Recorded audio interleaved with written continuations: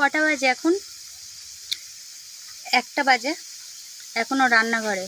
চলো দেখো রান্নাঘরে কি হচ্ছে। দেখো মাংসর আলু ভাজা হচ্ছে। এই যে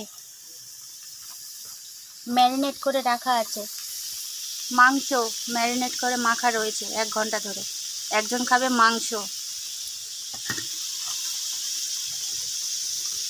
একজন খাবে মাছ, শিমুল কাঁটা মাছ, ছোট আর ভোলা মাছ। দেখো এখনো হচ্ছে। কিরকম জ্বালা বলো তো।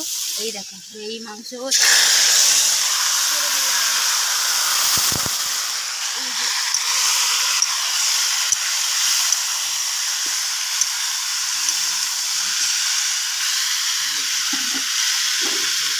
মাংস কষাচ্ছি।